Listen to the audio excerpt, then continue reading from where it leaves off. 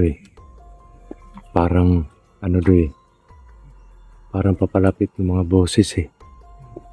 Parang papalapit sila, Doy. Parang papalapit sila dito, Doy. Yung presensya.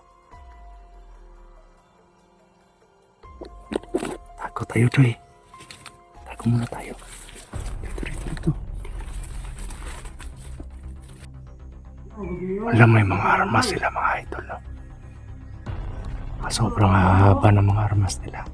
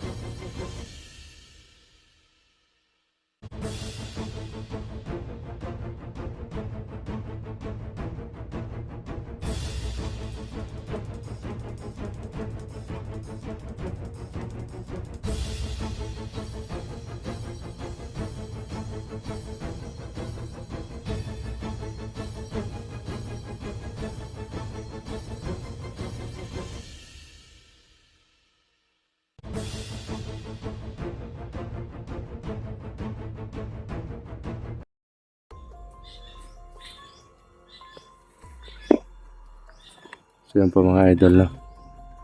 Dito na po kami sa location ni Bunso, no?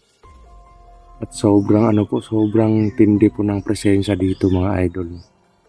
Dito po kami sa likod dumaan kasi kung doon kami sa harap daraan sa mismong location talaga or mismong daanan.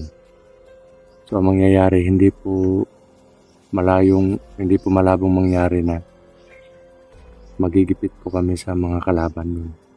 Kasi sobrang dami po ng presensya na nararamdaman ko doon, no? At doon po sa unahan, may mga parang isang tumpok ng mga kalaban po, no? So, yung gagawin namin ngayon, magmamasid kami at maghahanap lang kami ng pagkakataon para umatake, no? At doble ingat kasi dalawa lang kami ni Bunso. May mga proteksyon naman kami pero kailangan hindi talaga magkumpiyansa, no? Kasi lahat po ng kapangyarihan o lahat ng katangian ay may kahinaan. Lalo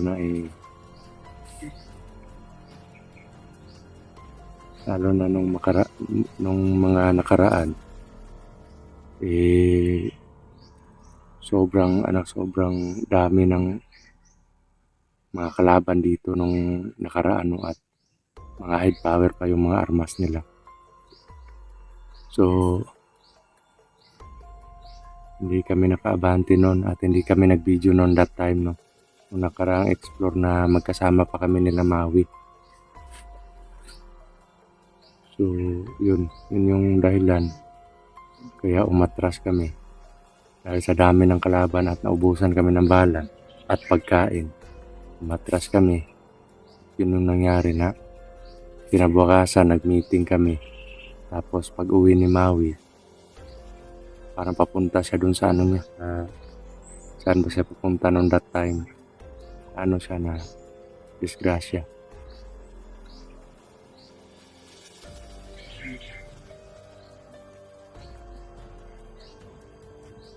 So, kailangan talaga ingat dito mga idol. Sana mapuksa na natin si Apong Medallion. Kasi alam ko na maraming galamayan. Hindi basta-basta ang tao na yan. Pero ngayon na parang nanghihina siya or sobra na yung kapangyarihan niya. At may ritual din po tayong ginawa para manghina din siya, no? So, sana nga hindi niya magawa ng paraan para manumbalik yung lakas niya, no? Para hindi tayo mahirapan. Yun nga lang yung problema. Sobrang ano talaga, sobrang ah, sobrang galing mag-isip ni Apo Medallion kasi yung nangyari, parang naka-front yung mga may mga baril. Todo bantay, nagsusorbe, ganito ganyan. At talagang hindi siya magpapalapit sa mga hunters. No? So, parang ginawa niyang barrier yung mga tao niya para hindi siya malapitan. Kasi alam niya na lugi siya. So, yan. Dito po tayo sa location. Yan mga idol.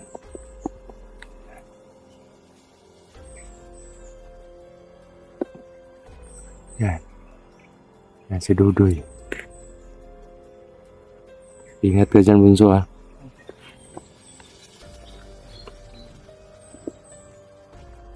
Grabe yung place. Duy. May mga ano dun oh. May mga... Halika dito. May mga... Naririnig akong boses ng banda oh. May kakumpiyansa. Ikaw kumpiyansa. Huwag ka masyado lumayo sa akin. Kailangan natin gumamit ng strategy na kumbaga lakad pusa tayo para hindi nila na tayo mabisto na andito tayo. Talaga yung bro, Marami yung nasasagap ko eh.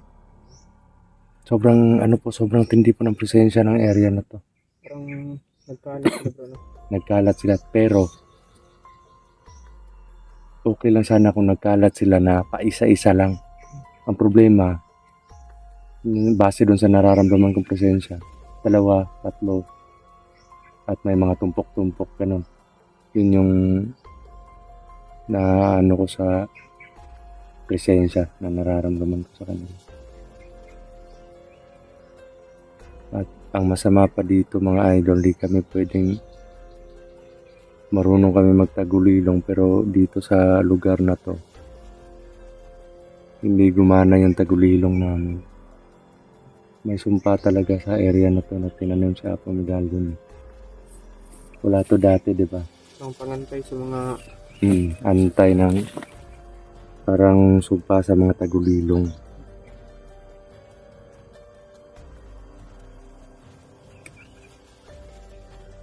Sana makita natin yung mga bata, yung nawawala. kapatid ni ano bro, Christopher. Christopher. At di lang yung kapatid ni Christopher, pati na yung mga bata nawawala din.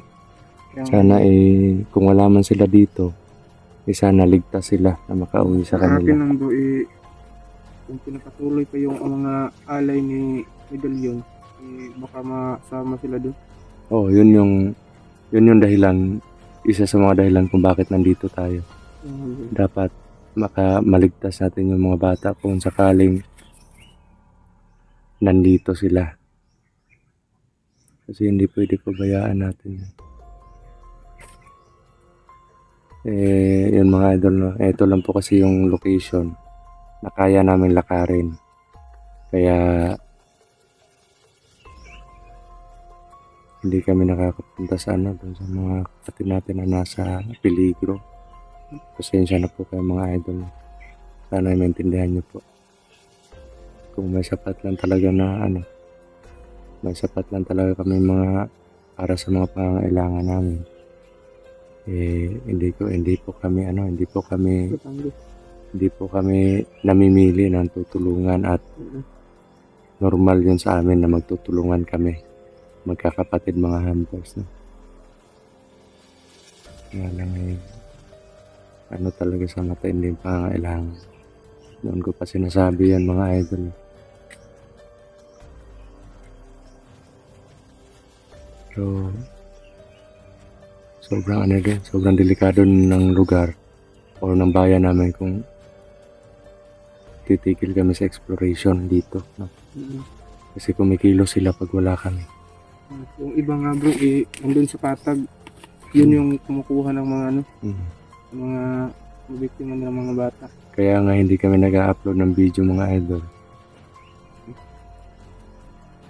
itong video na to siguro makita, ma-upload namin to pag nakauwi na kami. Grabe yung mga ano dun, mga doy, oh. Parang Okay. tumpok talaga Minsan din mga kabanso nagmamasi din kami dun sa bayan. Parang iniikot namin yung bayan. At baka sakali na may makita kaming kahinalang tao na.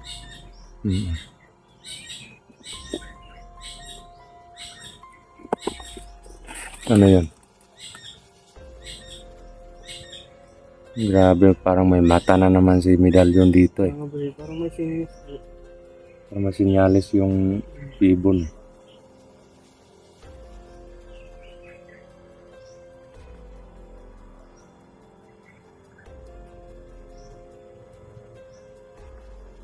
Yung sa Bunso. Hindi porket may protection tayo, hindi porket may mga baril tayo, maraming bala, ligtas na tayo. Hindi ganun yun. Yung anak ko mga kabunso. Ano na yan? Ano nangyari dyan? Mga kabunso. Nagbukas-bukas na para sa mga umbak namin ni Gadudong. Ako. May nag-rep sa'yo? Hindi bro, sa yung training natin yun bro. Ayun sa training natin. Kala ko ni-rep ka Ginahasa. Dito talaga dumaan.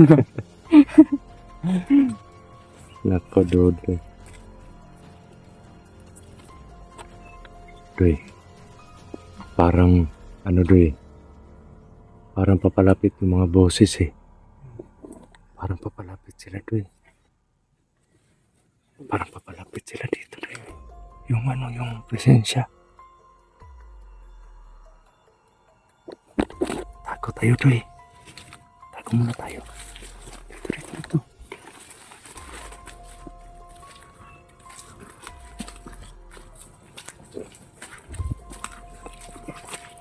Tago, Doy, tago. Teka mo kumpiyansa.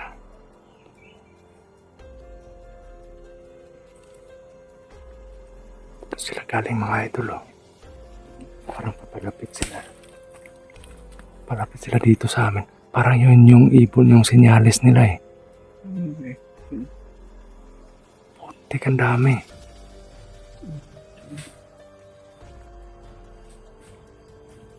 Dami nila, Doy. Tako. Putik kamay.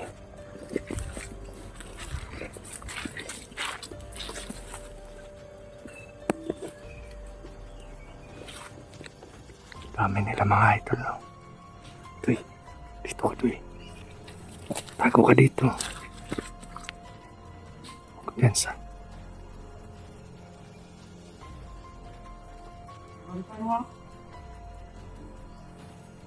Putik, parang yung ipon yung sinyalis nila Yan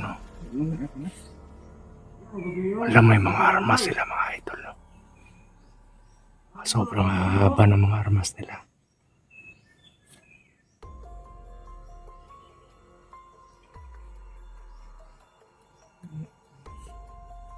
Ilan sila? Bantang balibat. Ha? 4.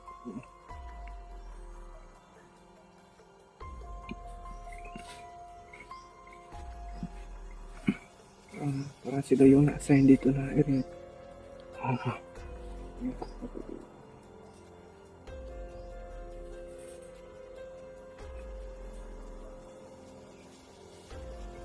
Grabe yung mga taon to. Ang haba ng mga baril nila.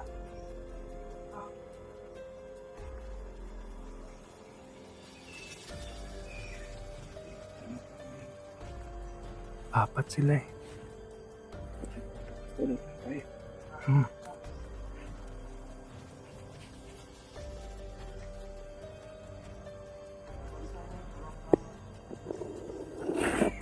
Grabe.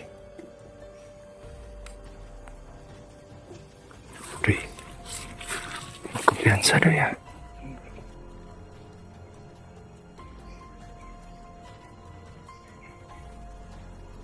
Putik kamay.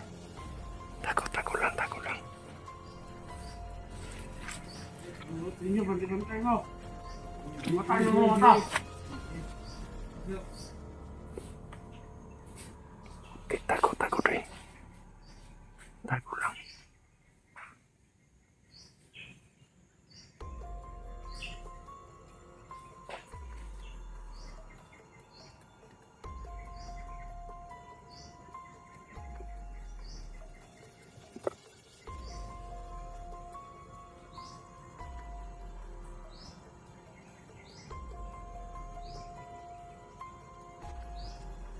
Wala silang kalam-alam mga idol na andito kami, no?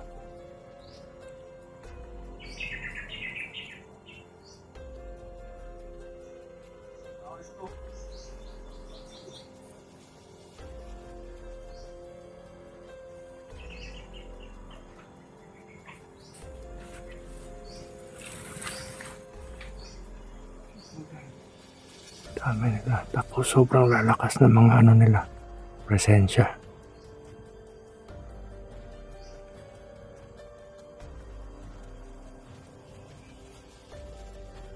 Grabe.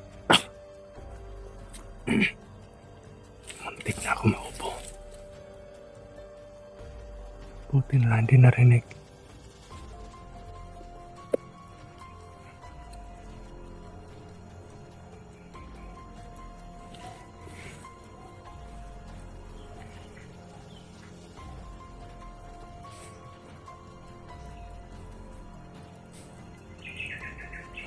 God.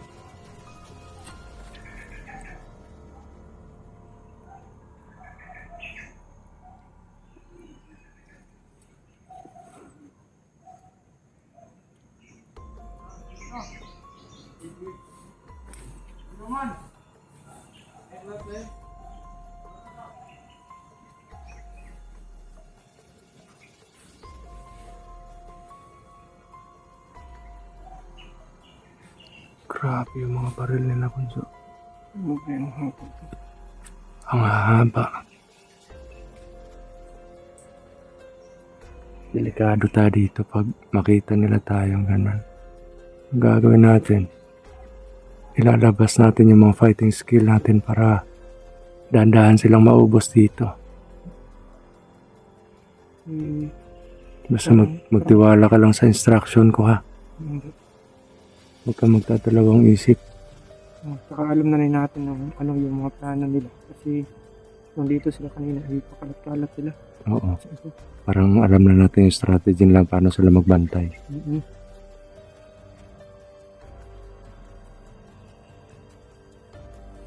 Malayo na ba sila? Sabi nung isa kanina, dyan daw siya kahapon. Nag-abang niya ako. Ano yan? Parang may kubo siya dyang ginawa, oh. Yun yung parang may ano, May kubo. may plastic na ano. Tara, kapangin natin.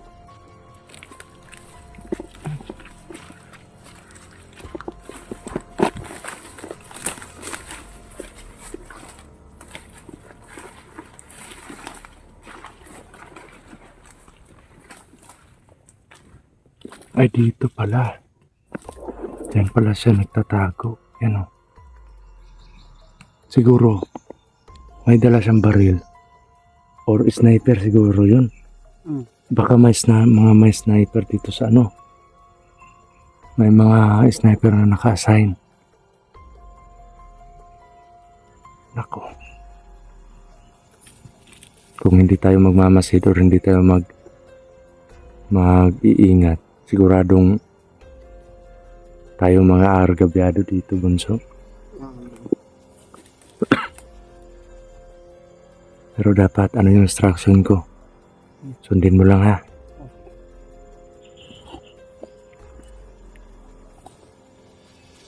Sabi. Yan mga idol. Yan po yung ginagawa niyang hideout siguro. Pag nagbabantay siya.